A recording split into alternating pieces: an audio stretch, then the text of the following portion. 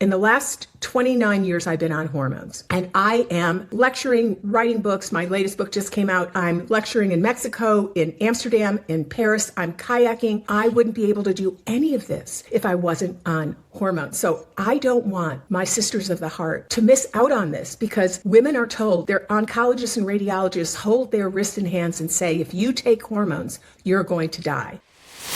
Okay, well, it's a real pleasure to have Dr. Lindsay Berkson again on the show. We love you. Welcome back. It's mutual. I'm so excited to hang out with you early morning. And believe me, there's not a lot of people I would wake up at 5:30 in the morning, make my coffee and write my Substack and then sit here in my studio. So God bless you. Oh, thank you. Oh, I so appreciate this. You are always such a special guest for us because you disrupt the narrative. You give us new information, because I think so many things have been said over and over and over again. And in our last episode, we talked about so many things in all of our episodes, but the last one, we really took a deep dive into HRT and breast cancer in particular. And I think that was such a useful episode. I've even had people come to me after that and say, look, I'm just blown away. I've just had breast cancer or recovered now, and I haven't had hormones for 10 years and I don't know what to do. And they come to me because of this conversation that we had. And then I bounce them back to the people who actually can really help them through their menopause journey with hormones, because obviously I can't prescribe, but you've been inspiring me to help these people. So thank you for doing that, first of all. And so I'm going to have a link in the show notes for that episode, because you explained really well the problem with the WHI, and you got my head wrapped around certain last questions I had about that. And you talked about the new studies that have emerged showing that hormones are very beneficial for women who are going through menopause, and even for women who've had breast cancer.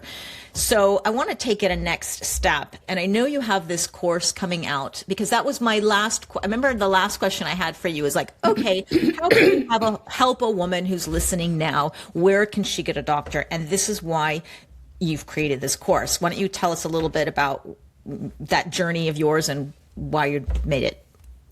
So I had breast cancer almost 31 years ago, and I'd had a total hysterectomy 6 years before that. So my life was miserable. Excuse me, it's early in the morning and I'm having my coffee. I was miserable. I didn't just have a hot flash. I had continuous hot flashes all day long. And I started getting, at a pretty young age, osteopenia and losing bone mass and having brain fog. And I love my brain. My brain and I have a great relationship. So I dove into the literature, and I really could not find any studies that showed that women with breast cancer given hormones were worse. In fact, there's 25 studies that show that women from stage 0 to stage 3 with matched cohorts, so they had women who had a specific size of tumor, grade of tumor, specific age, and then this group of women were given hormones compared to another matched cohort, a group of women with similar age, similar size tumor, similar condition, etc. And in none of those studies did women with ER-positive breast cancer do worse with getting estrogen, and they all got a variety of different combinations of progesterone or not. Some of the studies went on for 36 years. Some of the studies went for 9 years. Some went for just 2 years. One study was from MD Anderson. One study was from the University of Wisconsin. Nobody talks about these studies except Dr. Avram Blooming, who's an oncologist from California, who published a book called Estrogen Matters, where he mentioned these studies. And I've actually put together a whole entire PDF to give to oncologists to kind of bump their awareness. And people still quote the Women's Health Initiative saying that it showed that women shouldn't take hormones, they cause cancer, when in essence, the estrogen-only arm in every single reanalysis showed that women on estrogen have statistically less breast cancer. And then in April of 2024, we had the 10 million study from our United States NIH, where out of 10 million women, 1,500,000 were on hormones compared to the other women. Women on estrogen, every single form of estrogen, had statistically less risk of getting breast cancer. And if you do get breast cancer when you're on hormones, it doesn't mean that the hormones cause breast cancer. It actually gives you a better playing tumor where it has a lot less aggressiveness and you have a lot less risk of dying. So in the last 29 years, I've been on hormones. And I am lecturing, writing books. My latest book just came out. I'm lecturing in Mexico, in Amsterdam, in Paris. I'm kayaking. I wouldn't be able to do any of this if I wasn't on hormones. So I don't want my sisters of the heart to miss out on this, because women are told, their oncologists and radiologists hold their wrists and hands and say, if you take hormones, you're going to die. So I have been so frustrated with this wrong science, having so many women miss out, and suddenly now hormones are back, but they have all these caveats for women. If you're older, you can't go on them because of the timing hypothesis, which is all wrong. It was based on Shelley Salpeter's meta-analyses from 2004, 2006, and those were all based on synthetic hormones taken orally, which if you take bioidentical hormones and take them transdermally, no older woman should miss out. And they're now saying that all men, we just had our 28th FDA head, Dr. Marty McCary, who I really adore his work. He's been trying to bring hormones into the clinical trenches. So he got removed the black box warning of vaginal estrogen, which opened up the prescription pads of estrogen in December of 2025. And then just recently in 2026, he gathered a group of experts, some that might have even been on your podcast. I don't know if you've had Abraham Morgenthaler. Not yet. Oh, you've got to get him. Okay. And so I had the honor of lecturing with him in Miami a number of years ago. So they want to declassify testosterone as a controlled substance. He said it was more of a political act than a really strong medical act. And they said all men can take testosterone. And Abraham Morgenthaler, who is our ultimate male, brilliant, genius medical doctor, he started the Boston Men's Clinic in Boston. He's really brilliant.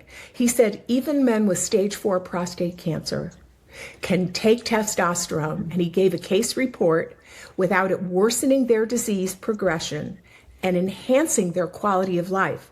So how can men take hormones all the time, any age, even if they've got cancer, but women have all these caveats? You can't have hormones if you're older, wrong.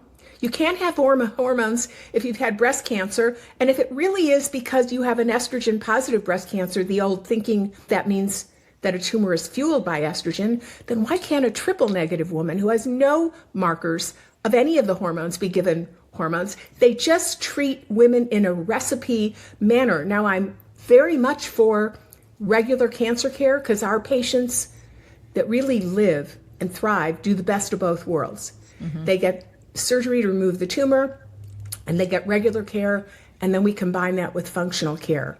But the problem is they're denying women hormones, and women have more risk of recurrence and a much worse quality of life. So all that being said, I guess that was way too in-depth. No, it's a good recap anyways of what we need to know, if in case nobody has heard that first episode. I remember that second or whatever, third episode, the last episode we did. I'm sorry if I said too much, but no, it's good. I've been so frustrated. And I decided to go ahead, and you can't do anything if you don't have providers that have a prescription pad. No. So David Brownstein, my very dear friend and colleague, we decided to put on a course called Everything Breast Cancer to train providers in the understanding of the safety of hormones and how to prescribe them to women who have breast cancer. And a lot of this information will also extrapolate to other kinds of cancers. But we decided to put this on to train providers so women have somewhere to go. But it's been very interesting how slow it's been to get providers to really take this, because there's a lot of bullying in cancer medicine. Yeah. If you don't do this radiation, if you don't do this chemo, you're going to die. If you take hormones, you're going to die. And your life is on the line. So you get very scared to go outside the domain of what your doctor prescribes. I'm just going to give you an example. There are thousands of articles on the benefit of taking melatonin while you go through chemo. Thousands of articles. You could buy melatonin at a drugstore. It reduces a lot of the horrific side effects, and it increases your survival outcomes. But they're not translating it into recommending it to breast cancer patients. Or intermittent fasting. There's hundreds of articles on intermittent fasting. If you fast the day before, the day of, and the day after chemo, you sail through it much better, and you get much better tumor damage from the chemo, which is what you want, and better survival.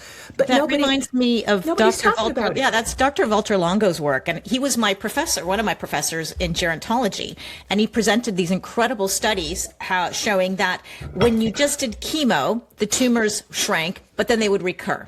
Then if you just did the fasting, which he's the god of fasting, like he's all about fasting, caloric restriction, the tumors went away, but actually they would eventually come back. But when you combined the chemo and the fasting, that's where the magic happened. The tumors shrunk and didn't go away. I mean, they went away. They didn't come back, or maybe it took longer. I can't remember the study, but that research, I think he's most famous for this research. And that's where I think it's amazing how if we can get certain therapies and doctors to talk to each other, but they don't even want to talk to the oncologist. Probably doesn't even want to hear what you have to say or what the other doctor. And I think this is going to be a problem because the patient is stuck between something. The patient's stuck in the middle. The patient is stuck in the middle. And the oncologist says, oh, there haven't been really randomized trials. There haven't been this. There haven't been that. It's not enough data. No, no, no, no, no. And your life is on the line with cancer. That's what we're talking about. And there's so much misinformation. And then you're getting chemo and they're offering you orange juice and candy bars. It's just,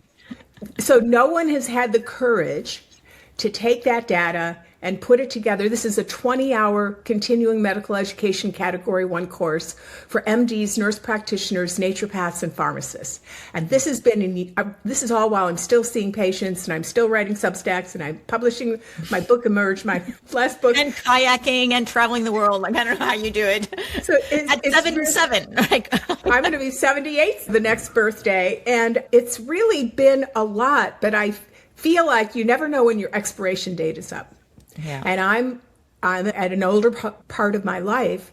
I don't want women to miss out on this information. And there's going to be backlash. There's going to be whatever, but it's going to move the needle a bit. It's going to move the needle a bit. And there's no reason where patients can't get a bit more bravado and say, I really want a better quality of life and I want to do this and I'm really going to do this. But it's very hard to do that when you're first diagnosed and cancer is a whole new world to you and you're scared to death. That is a reality. But we're trying to bring it out where doctors will be more empowered and patients will be more empowered. And it's baby steps, but we're doing it. This is the first 20-hour CME really major course.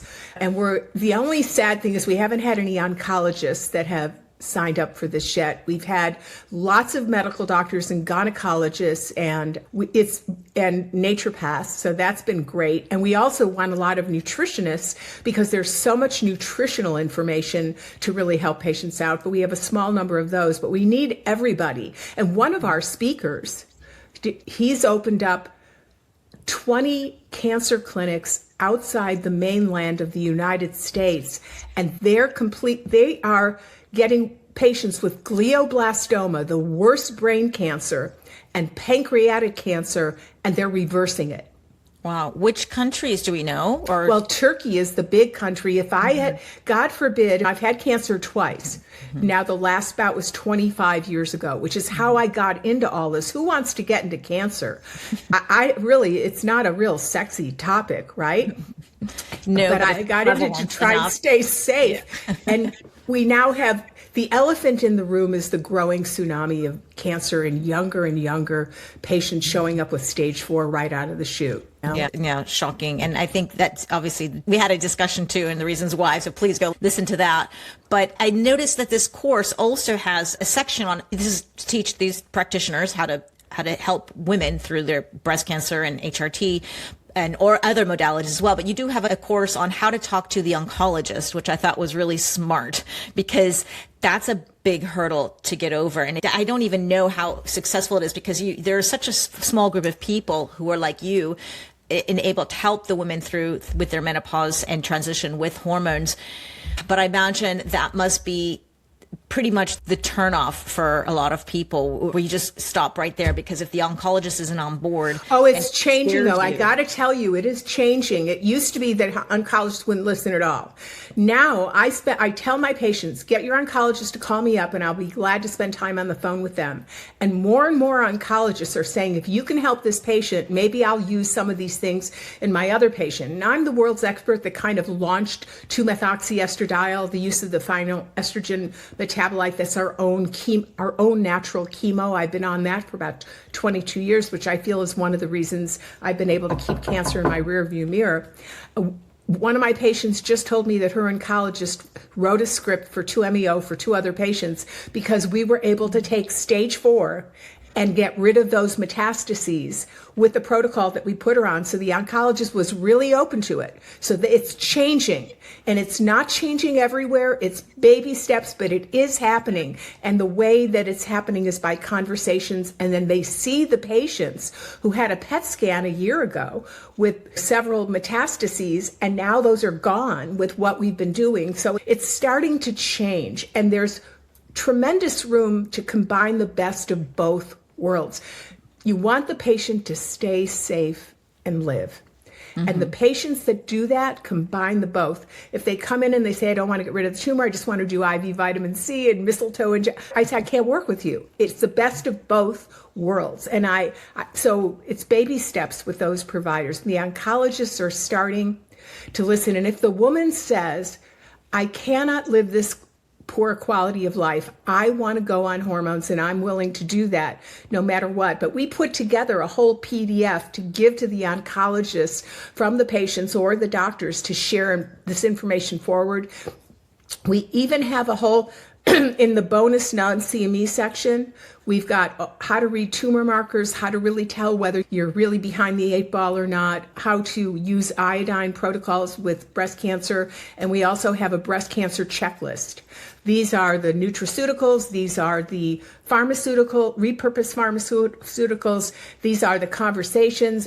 So we are trying to make this very much user-friendly, and then this was an enormous outlay of energy, and I wanted to pay everyone really well. So the cost for this has been high, so our price is commiserate for physicians. But after the live event, which is April 17th, 18th, and 19th, and it's 2.5 days, I think I made a mistake. It should have been 2, but I just couldn't contain all that information in 2 days. No. Then we're going to make it available for a reduced price for non-continuing medical education for patients. So that is coming down the road. Questions. Yeah. And so this is great. If anybody's listening who is a medical practitioner, they get continuing education credits for this, right? 20 hours at their convenience, and it stays up for a whole year online, so you can decide. You could take as long as you want. You can be in your PJs. That's a lot of hours in one fell swoop of continuing medical education. Category 1 is the highest category, and I think it even extrapolates globally. That's really important, because I'm sure that also gives a lot of credibility that you have been able to get medical credits for this. So I'm going to have a link to this program in the show notes. Yay. Thank you, Zora. Thank you. And that's April 17th to the 19th of 2026. And it's coming up soon. Yeah, everything breast cancer. It's hormones and adjunctive functional care for high risk patients, getting it straight and keeping it safe. And this is incredible. We need many more practitioners out there who are able to take this course and do this. But I'm glad that it's open to non-medical professionals. I mean, I would love to just my own knowledge, just so I can share something more on my podcast as well. So I'm glad that you're going to be opening that up to any woman who wants to know. And if any woman has breast cancer and needs to understand, it's such a great course for her to go through as well, to get that confidence that she's doing the right thing or makes that decision for herself. There's no woman who has breast cancer that should miss out on some hormone therapy. None. And part of this is based on the work of Rebecca Glazer, who was an ex-breast cancer surgeon who was not easy to get on this conference because she doesn't believe in estrogen, because all providers get to listen to all this information and then digest it and choose the way they feel is right for their clinical acumen. And She has proven that all breast cancer patients on estrogen blockers, on aromatase inhibitors, and she doesn't quite have the solid data, but it's insinuated with tamoxifen, that if you're on these estrogen blockers, you can take testosterone, and then it reduces all of the horrible side effects, the joint pain, the brain fog, the weight gain. Our patients sail through estrogen blocking therapy if they choose to go through estrogen blocking therapy. And sometimes the complexity of the presenting of their disease is so powerful, they do need to go on. Sometimes we say you should have a conversation about mastectomy or estrogen blockers. It's not like we're anti-allopathic care, but we want to make the patient have more quality of life while they go through it. Don't ruin your health trying to save your life. That's the problem with cancer care.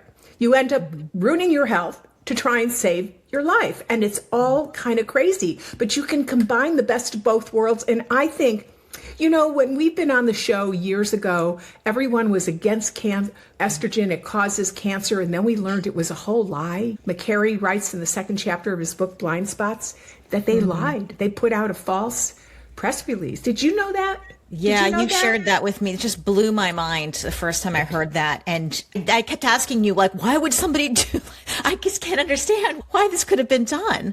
And when do you ever have a person that high up that's head of the FDA that admits it? So for 25 years, we had the false impression that estrogen caused breast cancer, when in actuality, it protects against it. And I say that there's no reason that estrogen should be denied and hormones should be denied breast cancer patients in another 25 years. I hate that it's going to take that long. I'm trying to shorten that time. We're going to find out that women with breast cancer do better on hormones, but it might be that you avoid estrogen, or maybe you do take. We approach all these different ways in this course. Nobody's ever had these conversations for CMEs before that I'm aware of. Do you know Dr. Corinne Men? She's quite big on social media, and she's a breast cancer patient herself. She went through it, I think, in her 30s, and so she's a big proponent for hormone therapy for women with breast cancer. Can you connect us together? That would be so great. Yes. We have Dr. Jill Carnahan. She's an internist, and she and I have lectured together a lot. And when she was going through med school in her 20s, she got the worst breast cancer you can possibly get, triple negative. And I think she also had amplified HER2 that makes it even worse. So she had negative estrogen, negative progesterone, and an amplified HER2. That's the worst you can get. Yeah. And she put herself on testosterone and made it through med school. And now she's in her 40s and is on hormone replacement therapy and traveling the world, just fell in love. And we have she shares her whole story. So she and I are the two doctors that have lived through breast cancer and are on hormones and tell our story. But the majority of it is all based on science. And we translate it into food, into nutrients. Like, for example, one of the ways you help fight any cancer is your T cells. T cell upregulators are where it's at. In fact, we now have Dr. Patrick Soong-Shiong, who's the most brilliant MD PhD, I think, from California, where he invented a vaccine, or a gene therapy called the BioShield that upregulates the T cells. And he's taking people who are on hospice and reversing them. He did that a few years ago with the mayor of Santa Monica, and he is in phase 3 trials, I believe. I've sent 1 or 2 patients to him. So because he's upregulating the T cells, we've started to look, what foods upregulate the T cells? What repurposed medications upregulate the T cells? What nutrients upregulate the T cells? Let's get our T cells back protecting our immune system. So we've translated all of that into to-dos in food, in nutrients, in pharmaceuticals, and in lifestyle. So you must know Dr. William Li. Yes. He's all about angiogenesis and cancer, and we had him on the show and talking all about the foods that can beat cancer and foods that, it was really inspiring because it was he's a foodie. So it wasn't about, you shouldn't eat this and that. It was look at all these amazing things that we can eat, and it's really good for you. I just so love that. That is just so great. That's so great. You're amazing what you do. and the conversations that people get in on from your hard elbow grease. God bless you, Zora. I'm so glad we've met. People are lucky to have you. Likewise, and you come on anytime. I guess people can feel the oxytocin traveling through the screen right now. And we did talk about your book too in the last one. So if anybody includes that oxytocin, go listen to that last episode. It was so good, so good. But I'd love to shift to give a real life case, because you do have so many stories of people you've helped. But I have this woman in our membership who recently came in with stage 3 estrogen positive breast cancer 18 years ago when she was about 42. She's really tired now, and she had a complete mastectomy. She was on the highest dose of radiotherapy and 10 years of tamoxifen. She had 13 surgeries and a hysterectomy, and she was never treated for her low hormones. And she's now in her, I think she's about her late 50s. And she just came to me like, oh my God, there's hope. Like, she had no idea that you can actually go through some hormones. And also we're changing lifestyle and diet and everything. But we found her a doctor she's in the UK, and she's prescribing her HRT. She started her low and slow. She loved the progesterone, and she was waiting for the estrogen to kick in because she had joint pain, and she's got all these other symptoms too, but the joint pain was really bothering her. But unfortunately, just recently, one of her breasts started growing, and it was kind of painful, even though she was on the lowest dosage, and she's starting low. So she's really disappointed. And so she's looking for other answers. And I just would I'm sure there's other women out there who are feeling this. And she had this conversation with the doctor. And I don't think this doctor should be taking your course too, but because they're already open to it, wanted to help her. But now she feels like, I'm just starting at ground zero again. Well, but people go on hormones. Your breasts haven't had any hormones. They're going to grow a little bit. That's nothing wrong. It's nothing wrong. But what you need to do, growing, and then the other one stayed. I don't know the situation. I don't know any of the details. But there's lots of things to put women on to make sure they're balanced between growth and growth control. It's all about balance between growth and growth controllers. Mm-hmm. And I usually just start women on testosterone because it's such a growth controller with natural aromatase inhibitors, or if they're really in the active stage of cancer, Dr. Rebecca Glazer recommends testosterone with aromatase inhibitors. Mm-hmm. But if a woman's that far out, now, not everyone does this, but the way that I recommend hormones is to start with testosterone because it's your most protective growth inhibiting hormone. But one of the ways it does that is it upregulates the second estrogen receptor, ER beta, which is your growth inhibiting estrogen receptor. Aromatase inhibitors upregulate ER beta, tamoxifen upregulates ER beta. It's how estrogen blockers work. They block ER alpha, but they upregulate ER beta. It is crazy. ER beta is really the star of the show. So you get somebody on a lot of ER beta upregulating diets, you get them on supplements that do that, you get them on growth inhibitors. And the way that hormones are regulatory, they protect us. But they won't protect us if you have hidden infections, inflammation, elevated insulin, elevated blood sugar, elevated places in your body that things are out of balance. So I have a whole checklist that I take patients through. And the reason that's just not a mild statement is we now know that so there's 2 major estrogen receptors, but there's more. There's 6 and 7 and 8, and it's an unfinished science that keeps growing. But ER alpha, when it's signaled, half of the time signals growth and half of the time it signals controlled growth, and ER beta most of the time signals controlled growth. But now we know ER alpha has twins and brothers and sisters. So ER alpha is now called ER alpha 66, and then we have ER alpha 46, and we have ER alpha 36.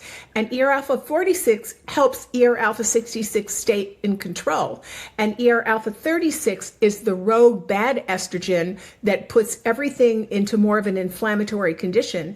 And insulin resistance and elevated sugar and the mTOR system, we're big into controlling this brain that helps the body have balance between growth and non-growth. So everything in your body is growing, acting, and then you have to have brakes on everything. So you have growth, and then you have brakes, so you have controlled growth. And that is the cycle of the body. And with cancer, you've lost that controlled growth.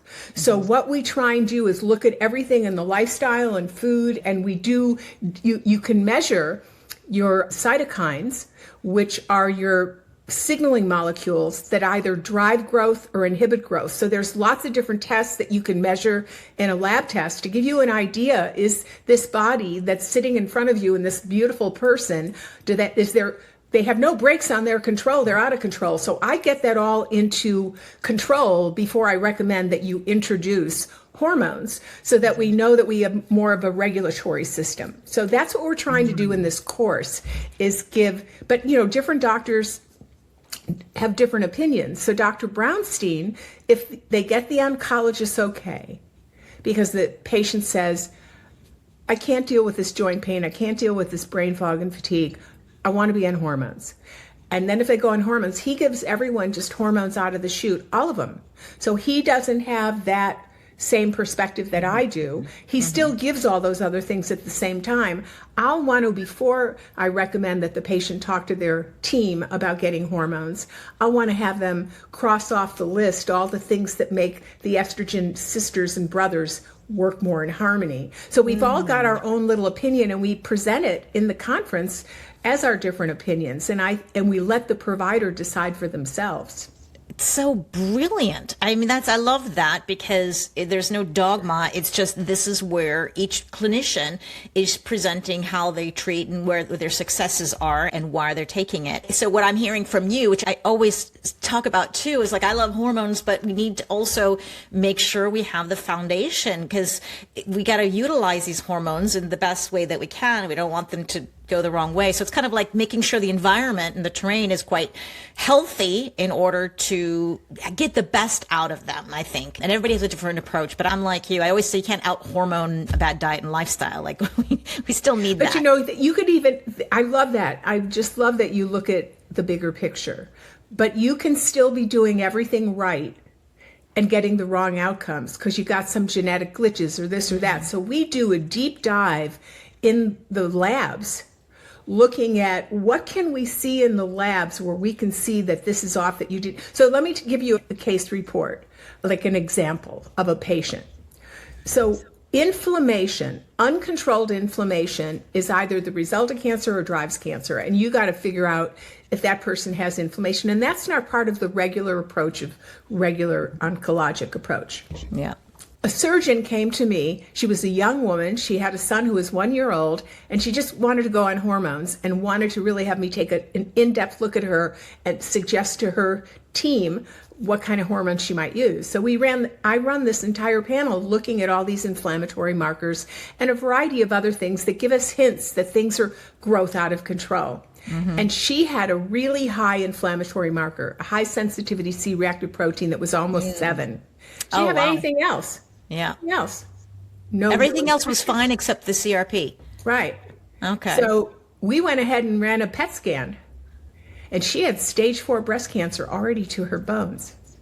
And that was the only marker. How and you have, wouldn't you think that there would be more markers out there suggesting breast cancer? Cancer is the silent disease. That is the deal. Cancer is the silent disease. And you cannot be diagnosed with advanced colorectal cancer till a few weeks before you're ready to exit this incarnation. It is the silent disease. That's part of the deal. And so this was 6 years ago, and she ended up going to an integrative cancer clinic in Los Angeles with Dr. Keneally, and she went into remission for 4 years, but I just saw her a month and a half ago because it's back with a vengeance, and I hadn't seen her for a big length of time, and now she's really struggling.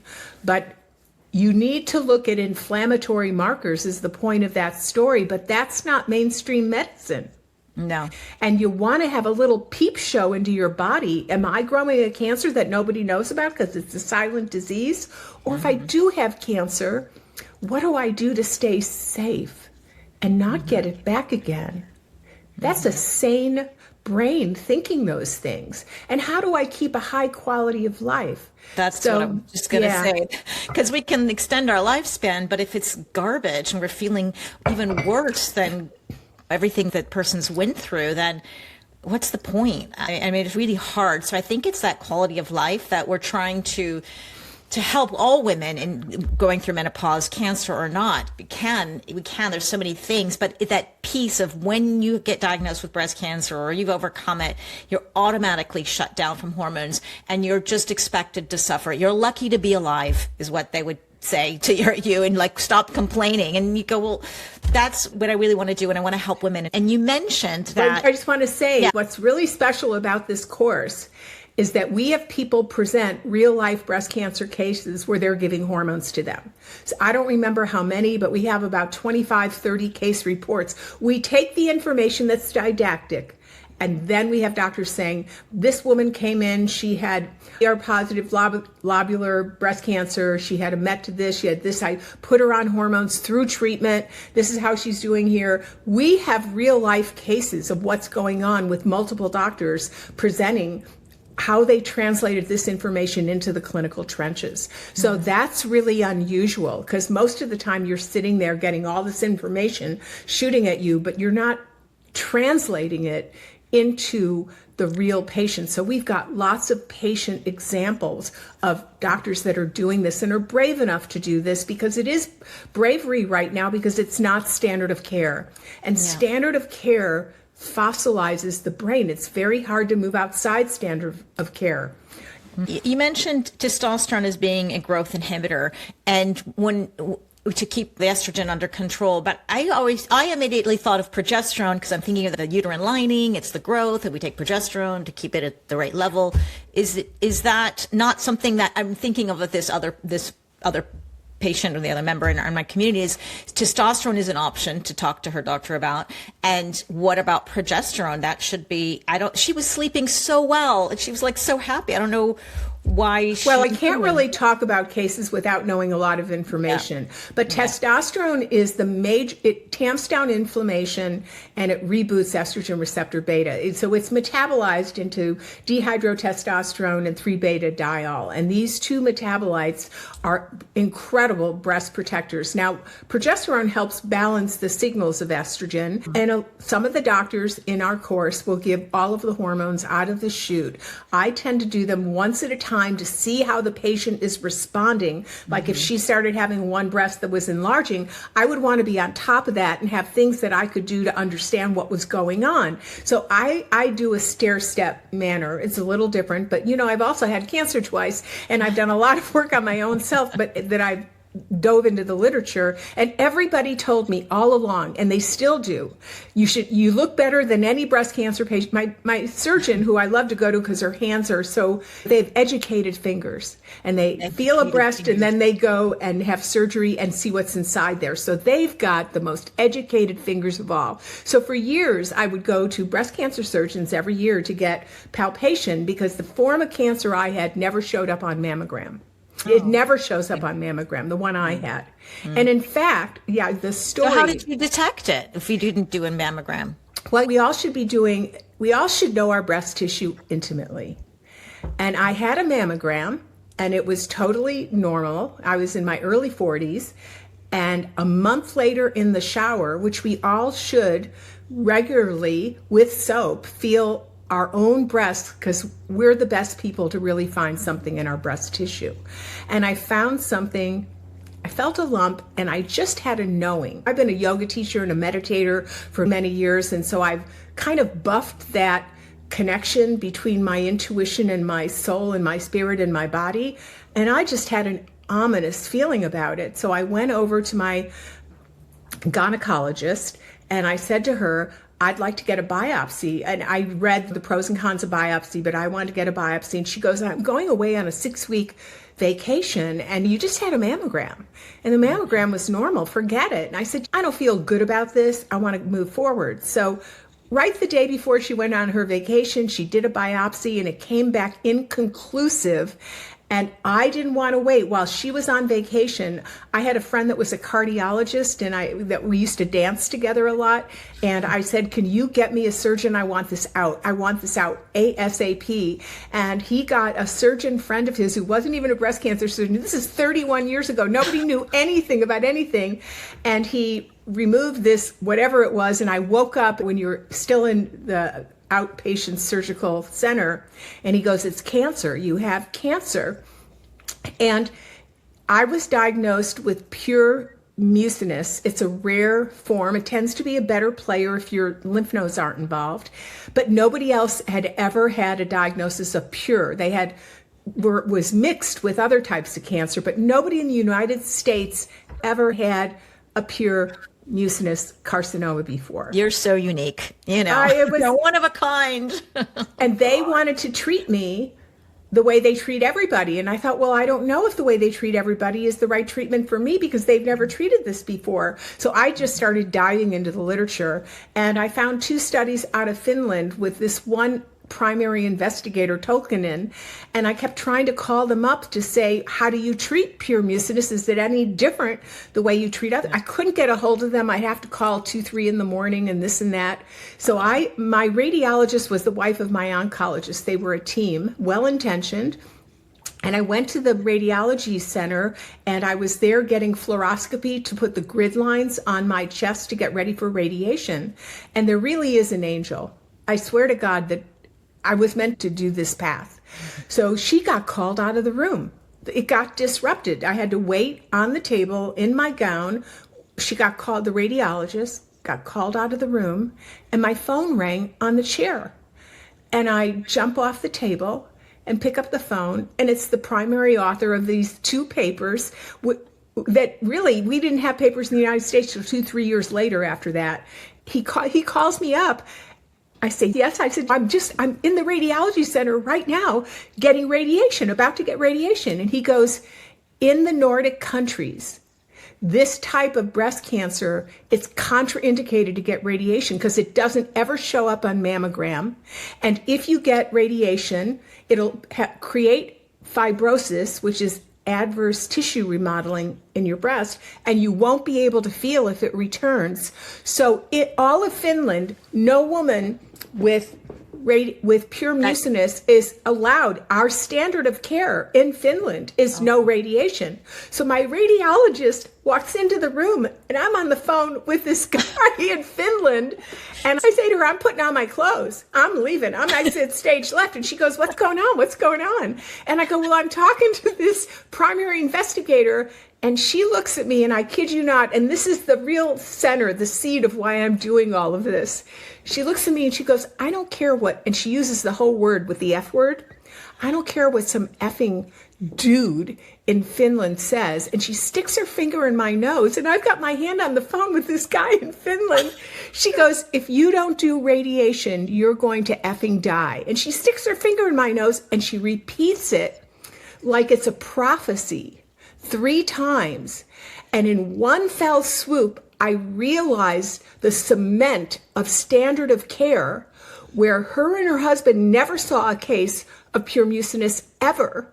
And here I'm on the phone with somebody who had one study with 45 women and one study, something like 81 women.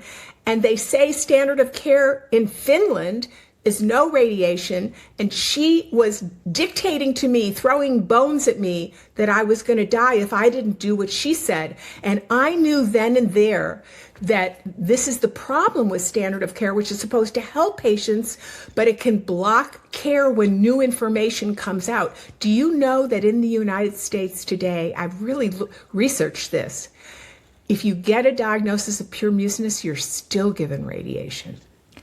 You're kidding me. No, I'm not. There must be more research since that two studies that you found. Since moving information in the clinical trenches is like the Titanic moving away from the iceberg. So that's why I'm putting on this course. I hope the police don't show up at my door, because nobody likes people that are disruptive, especially in cancer care. It's a scary realm, but there's a lot of information to help people move through their experience with a higher quality of life and hopefully better survival outcomes. Mm-hmm. For example, I get women every day that their oncologist says you can't eat soy. Mm-hmm. It's estrogenic. Yeah. And it's going to worsen you. Yeah. Your book, they haven't read your book. They don't know about William Lee. They don't know. If you consume soy, you reduce your recurrence rate and you improve your mortality. And there's no debate. It's the most studied food that we have. It's a unique isoflavone, and it signals just like testosterone. It is a food testosterone, and it's really incredible. And so wow. you know then that you have a cancer doctor who hasn't read any of the literature. So how do you believe anything that they say? But you still need the best of both worlds. So it's a confusing time, but that's the way that it is. And we're trying to kind of give some clarity to the confusion. Yeah. Well, you're doing an amazing job. I'm so grateful. You are the pioneer in this field, and you've been doing this for so long. And I'm so happy to support. We need more doctors to be doing what you're doing and to take this course. I'm going to have a link to the course. Your website has loads of information, your newsletter. I'm going to have links to all of this stuff. My Substack. So one of the things we measure is the spike protein. Because the spike protein, the COVID spike protein, is carcinogenic. It doesn't matter whether you have it in your body from having had COVID. Not everybody who had COVID has continuation of the spike protein. Some people's bodies clear it out, or whether you have the vaccine and the boosters. But we measure that because if you have those in your body, you have something in your body that's giving sustained inflammation. And it's making those estrogen sisters and brothers not work for you, but against you. So we then, if you have it, we have to figure out how to clear it out. So I've got a number of followers on Substack, infertility gynecologists. They said, oh my God, I'm going to measure these in all of my infertility patients. And the very first patient that this OBGYN measured, it should be 0. You should have no spike protein in you if you're healthy. And the first one was 7,000, and your baby's more likely to be born dead or malformed. So she's got to clean that out. But most doctors don't even know to look for that. So we're trying to help doctors have a blueprint of what to look for in patients to give them more success in their cancer journey. Yeah. Well, there are, I think, about 15 or 16 of you together, 15 top experts, Right. I think. And we've had some of them on the show as well, like Dr. David Rosensweet. And we're going to hopefully get Dr. David Brownstein. We've had you, and you've got so many other people. Dr. Anna Kabak has been with us before, too. I love her. I love her. She Really talks good. about vaginal health going through if you're on estrogen blockers, because why should you have a vagina that doesn't allow you to have a great intimacy or isn't prone to recurrent urinary tract infections or issues? And so she's just incredible. I have so much respect for her, just so much respect. She's brilliant. So you've got a great team of doctors. And so if anyone here is listening, please go and take this course or share it with your doctor. I'm going to go to this member of mine and say, here's the course. Your doctor is obviously very open, but just maybe doesn't know how to move forward with you. So let's teach them how to do this. So thank you so much, Dr. Lindsay Berkson. You're just a gem and a light for all of us. And I love your work and everybody around you. You've just gathered the most amazing team around you. If anybody needs information from you, I've got a link to your Substack, to your website, to your books, to your courses. Is there anything else there you'd like to share with our audience before I let you go? You are so supportive. I really appreciate that. This has honestly I've been wondering, I hope I can maintain my own health while I'm moving through this and putting this on. It's an enormous thing to put this on, and then to feel like you're pushing the myth of Sisyphus. You're just pushing this boulder up the mountain because there's so much resistance. Toward whenever new information shows up, there's this resistance. So it's so great to feel your support, and that's no small thing, Zora. I really appreciate your support. We are all in this together, really just trying to get a finger on how to keep ourselves safer and really enjoy this gift of life. And the biggest thing, we have Dr. Thomas Seyfried. He's opened up cancer clinics in Europe, especially in Turkey, and he's reversing glioblastoma. And I have a pancreatic cancer patient who is now almost 17 years out, replicating the work of Dr. Bert Berkson. So this is not any small thing, but the regular oncologists don't know about this because they're not trained in it. They're well-intentioned. They're not in any way bad people, but it's a different system of education, and they too need to merge. So I so appreciate your support. Thank you so much. I don't know if there's anything else.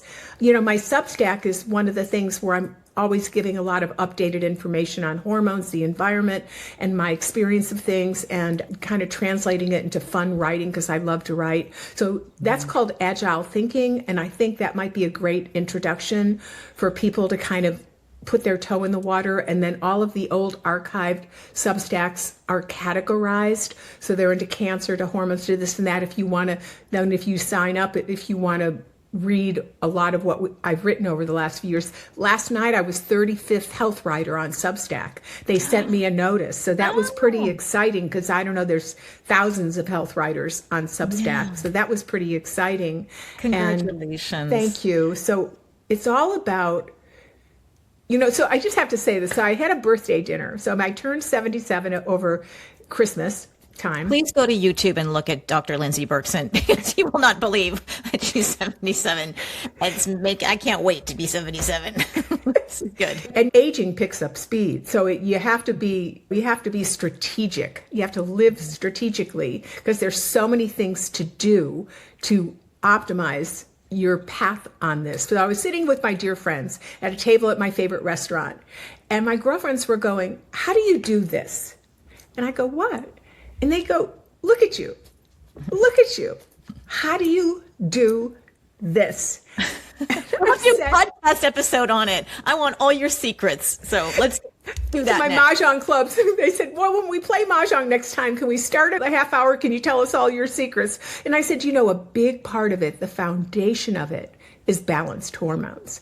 But all of those women have been told hormones cause cancer. They haven't been on hormones. One of them had breast cancer, and she's 10 years out, and she's a wonderful woman. But she looks like if you blew her, she could just fall over. If you hold her arm, there's no substance to it. And she, because of my work, went to her cancer doctor and said, "I hear now you could possibly take hormones if you have breast cancer." And her cancer doctor, well-intentioned, misinformed, takes her hands and says, "If you do hormones, guaranteed you're going to die." And that's the same way as my radiologist 31 years ago, pointing her finger in my nose, saying, "If you don't do radiation," which of course I didn't do, "you are going to effing die." It's who's got their finger on the information that will give you a better chance for a better life outcome and a higher quality of life. So that's what we're trying to do with this. And I hope that you nudge your providers, and I hope when it becomes available for the everyday person, which is going to be sometime in May, that you want to take this so that you can broaden your information, because almost everybody's family is getting members. I've had in the last few weeks patients who are 20 years old and have stage 4 endometrial uterine cancer. It's the elephant in the room, and we're trying to take that elephant out of the room. And I can't thank you enough for these conversations, because we're doing all this work, but nobody knows about it. And then we get to be on your show, and people get to hear. Thank you so much. Oh, it's a thank you. Now, honestly, my mother died of breast cancer when she was 57. So I watched her go through the pain. And if you ever look at a woman's face who's going through this now, how can you deny this information? How can you not help her? She's not sleeping. She's worried. She's very stressed. She's got joint pain. Everything is going sideways. It's menopause 10x. You're helping these people. Like, how they're denied so much by their providers. And the woman who I just was speaking about earlier, who's just a new member of my group, she said, "I learned more in 1 month from your guest experts and you than I have in 10 years from all the other doctors I've had." It was like the best testimonial I had, because I invite people like you. What a thing. For a live Q&A. And you're helping these women. So I couldn't do this on my own, but I can make that connection. So I would love for you to join our community too, just for a live Q&A as well. We haven't I'd love to do that. I'd love to do a live Q&A with you. Let's do it. I'm open to it. In fact, we're going to have one more Q&A with Dr. Brownstein and myself right before we put on Everything Breast Cancer. We haven't set the time yet, but if you follow my website, we're going to have an evening where you can ask for an hour, where you can ask us anything you want. We did it one evening a few weeks ago, and it was a huge success. But I say to you, why can Abraham Morgenthaler, who's brilliant, say that no man with stage 4 prostate cancer should miss out on testosterone. It's the same for both genders. Why should it be that way for men and not this way for women? It is time to understand the true science and how hormones work, but hormones haven't been taught in any med school for 25 years.